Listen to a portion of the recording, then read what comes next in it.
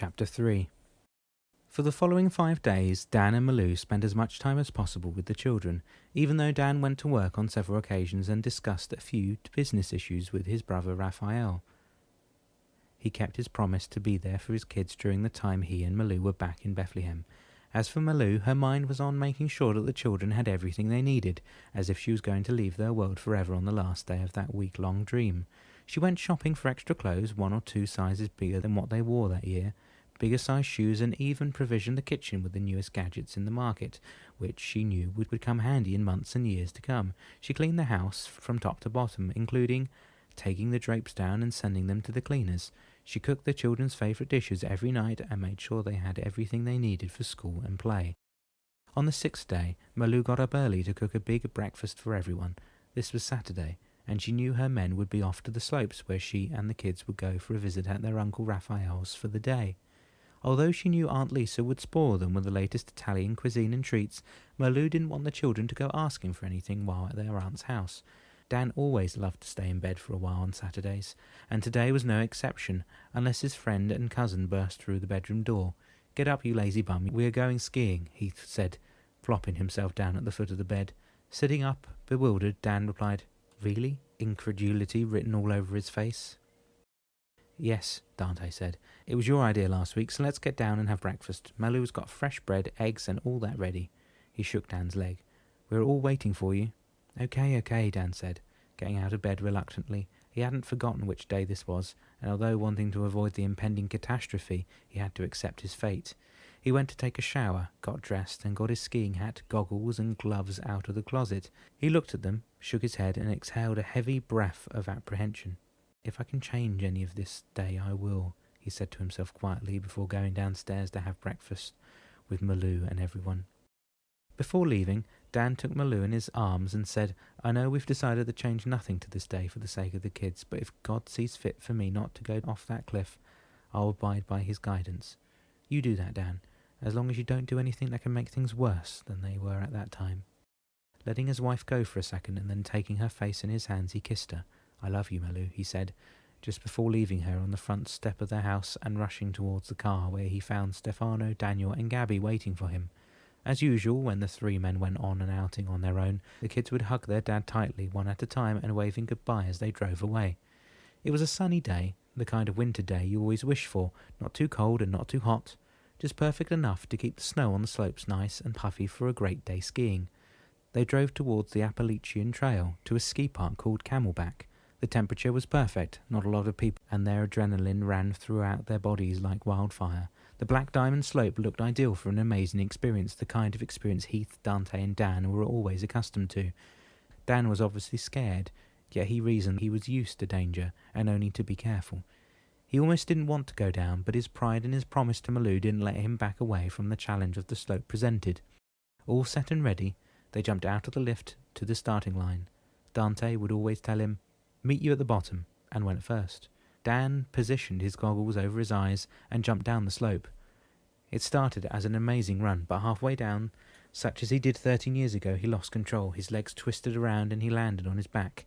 He was going downhill straight for a cliff on his back at the same speed he had done while standing on his skis. At this point he closed his eyes and could only pray to God to take him quickly and not to let him suffer. He went off the cliff, tumbled on some rocks, hit his head against a tree, and slammed his shoulder into a large rock.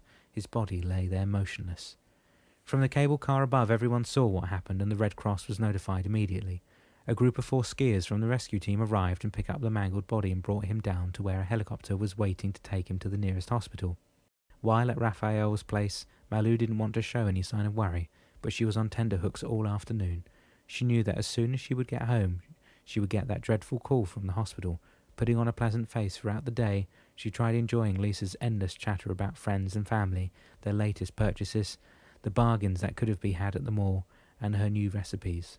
But while the kids took real pleasure in going to the nearby park with their Uncle Raphael, and even taking in some skating lessons to Stefano's great amusement, seeing Daniel fall on his butt several times had him in tears of laughter.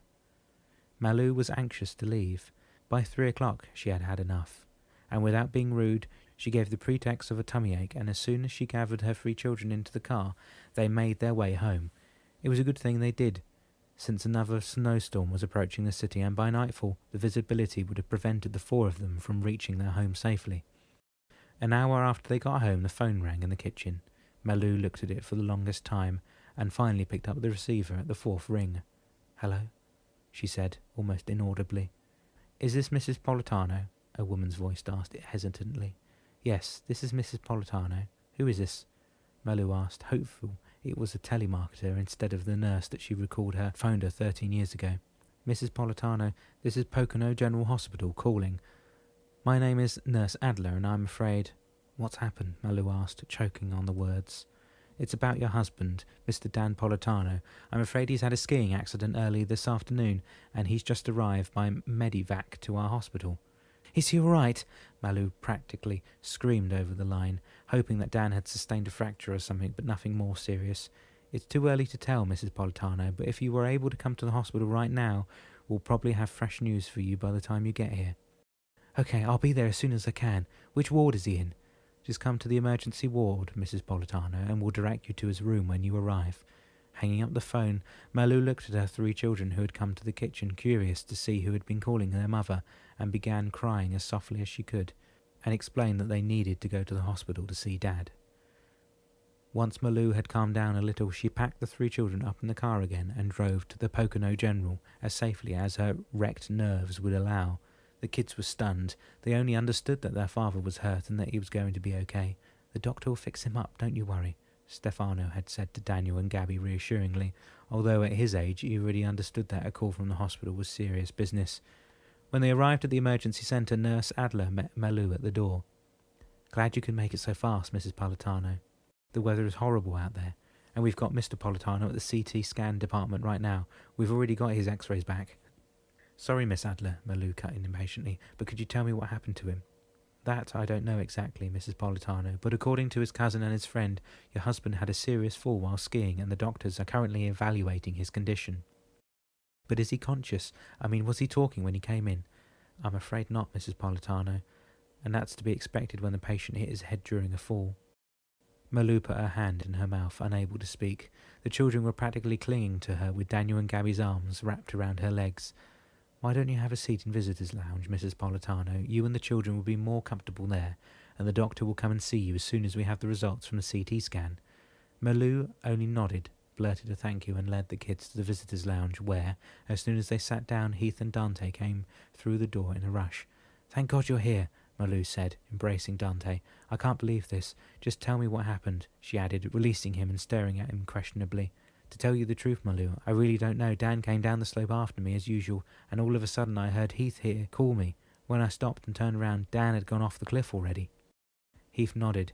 "It was as if something caught him between the legs and spun him around before he fell. I've never seen anything like it." "You mean it wasn't of Dan's doing?" "Yes, I mean it was like somebody or something made him twist like that. I sure never saw him doing anything like that before," Heath explained. "And what did the doctor say?" Dante asked, looking at the children who were sitting quietly, obviously still in shock, listening to the grown-ups' conversation. "They haven't said anything yet, except the nurse told me that he probably has a skull fracture." Malou stopped, looking at the two men for a second. "But they're checking that out. He's having a CT scan right now. We'll know after that." "Why don't I take the kids home?" Heath suggested, looking at the three expectant faces. "This is no place for them." "But I want to stay, Uncle Heath," Stefano argued, standing up defiantly. "No, Stefano, you're the older brother, and you should look after Daniel and Gabby," Malou said, gazing into her son's eyes. "I promise I'll phone you as soon as I've got some news from the doctors, okay?" Stefano nodded resignedly and went to take his little sister by the hand. "Come on," he said. "Give Mum a big kiss, and we'll see her when she gets home, okay?" "Will Dad be okay?" Daniel asked, raising his eyes to his mother before hugging her. "Of course he'll be okay. He'll be just fine," Malou replied. "Now go with Uncle Heath and eat your dinner, okay?" Then looking at Heath, she added, "I've got some chicken and pasta in the oven. Just warm it up. It should not take more than 10 minutes and you'll have a nice meal." "Okay, kids, let's go," he said, putting a hand on Stefano's shoulder and leading the three children out of the visitors' lounge under the worried gazes of their mother and Dante. It took another hour of anxious waiting before the resident doctor came in with the news. "Mrs. Politano," he said, looking at Malou. "Yes, doctor, I am Mrs. Politano. How is he?" Malou stood up.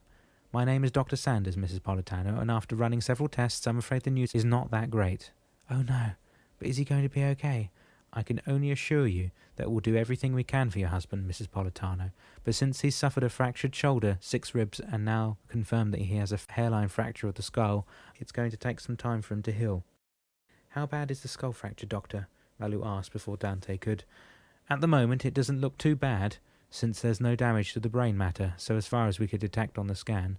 I have to tell you that Mr. Politano has slipped into a coma when he arrived at the hospital." "How long is it going to take before he comes out of it, do you think, Doctor?" Dante asked, putting an arm around Malou's shoulders. She had begun crying again, although softly. "In such cases, we can't tell, sir. Sometimes it takes only a few hours before the patient regains consciousness. Other times it takes days." "Thank you, Doctor," Malou whispered between sobs. "Can I see him now?"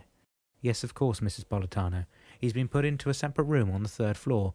I'll tell Nurse Adler to show you where he is." "Thanks, Doctor," Dante said, leading Malou out of the visitors' lounge as soon as Dr. Sanders had left. "Come on, Malou. Let's go and see him, okay?" A handkerchief to her mouth and nose, Malou went to the nurse's station, and the two of them were soon directed to Dan's room. Conscious of the heat permeating the wards, Malou unzipped her jacket to expose her amulet, her dream catcher. As they were walking down the corridor leading to Dan's room, Dante commented on it. "That's a beautiful pendant you're wearing. I meant to say something when you first wore it last week, but then I plump forgot. Trust my bad manners." Malou looked down at the amulet, and something suddenly jolted her mind. The words from the old Indian, "You must never take it off." "Oh my God," she shouted to Dante's astonishment. "Dan's amulet! Where is it?" Running toward his room. "Hold on a minute," Dante yelled after her. "What do you mean?" As soon as they reached Dan's room, Malou rushed to her husband's bedside, stopped, and looked down at his face. He looked so peaceful, she thought, and then, with tears running down her face, she took his hand, kissed it, and seemed to be mumbling something. After replacing Dan's hand to his side gently, she looked under the edge of the covers and, to her horror, saw that his amulet was gone. Without a word, she went directly to the closet in the corner of the room. She opened its door and rummaged through his bag of belongings. "Where is it?" she said, much louder than she ought to have done under the circumstances, looking up at Dante, haggard. "Where is what?" Dante asked, still stunned.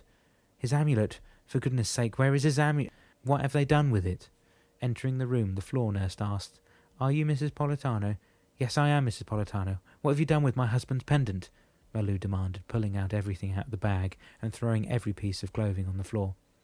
"Mrs. Politano, please keep your voice down," the nurse admonished. "I don't know anything about any pendant. If it's not in his bag, he didn't have it with him when he came down."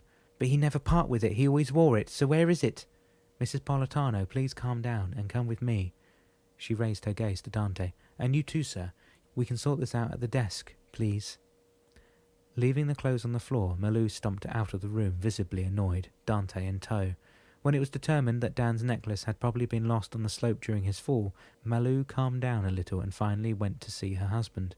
Sir Dan's leap back to 2013 in Pahokee was now in jeopardy, since that was the only thing the Indian asked him to do, never to remove the amulet from around his neck. His dream catcher could not protect him.